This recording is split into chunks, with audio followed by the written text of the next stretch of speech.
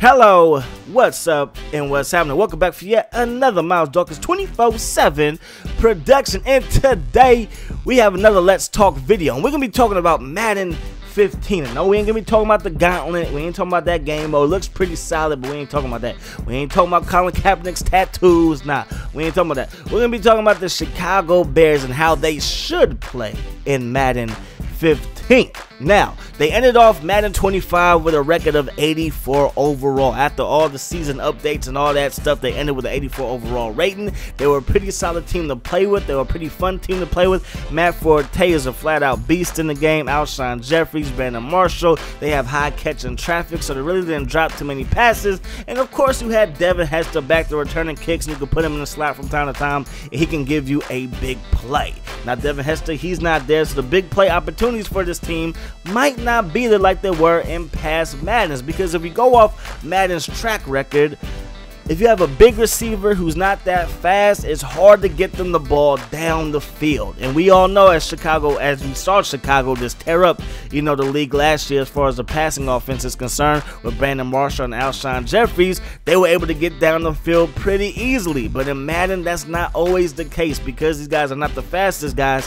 I would like to see a better representation of spectacular catch. I would like to be able to throw these guys the ball up the field, throw the ball up in the air, and let these guys straight Moss little DBs like my big homie, the big boss Randy Moss used to do back in Madden 08 and Madden 09, but that might not be the case. Everything that we've seen so far during the summer on Operation Sports, on YouTube, on EASports.com, and all that stuff has been about defense, defense, defense, defense. So I hope that this defense that they're talking about is not going to be overpowering, because if you look at Madden 13, we're just going to go back to past two Maddens. Madden 13 with the you had Calvin Johnson on the cover, right? You had Calvin Johnson on the cover, and the passing game was a little bit overpowering, right? That's when we saw the out routes being overpowered, the comeback routes being overpowered. They were really tough to stop. I remember in that game that cover 2 was useless. If you ran cover 2 or you like cover 2, it was useless. You didn't want to run it at all, because the sideline throws, they were so easy to fit in between the corner and the safety that it was ridiculous. It was way too easy.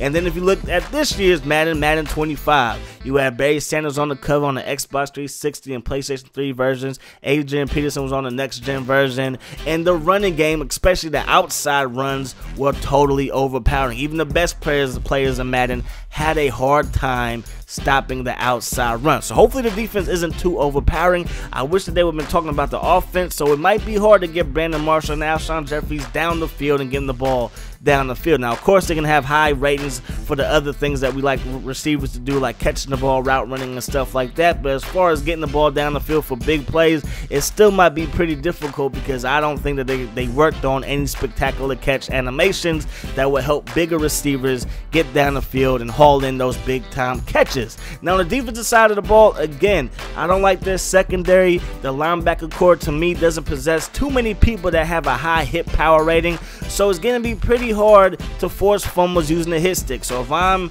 gonna be using the Bears, or if I'm going up against the Bears, I'll expect people to just do regular tackles, wrap up, because everybody on the Bears should have a pretty high tackling rating, even the corners, Tim Jennings and Charles Tillman. But as far as hit power, it's probably not going to be there. It's probably not going to be there.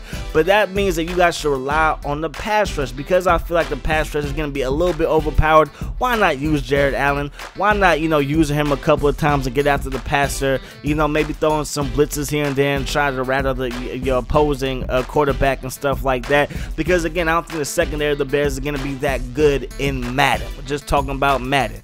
So that's my prediction. I think that they're going to be in the mid-80s like they ended last year. They're going to be a pretty solid team. And then one more thing, I hope that they can replicate Jake Cutler a lot better. I feel like quarterbacks in Madden are really a dime a dozen, because everybody's pretty accurate. Yes, Jay Cutler has a strong arm, has one of the strongest arms in Madden in real life, but I wish that his accuracy would be depicted better in Madden. But anyways, that's gonna do it. I'm looking forward to be playing with the Chicago Bears. Next time we're gonna be talking about the Bengals, the Cincinnati Bengals, man. So hope you guys enjoyed the video. As always, I enjoyed bringing it to you, and I'm gonna see y'all later.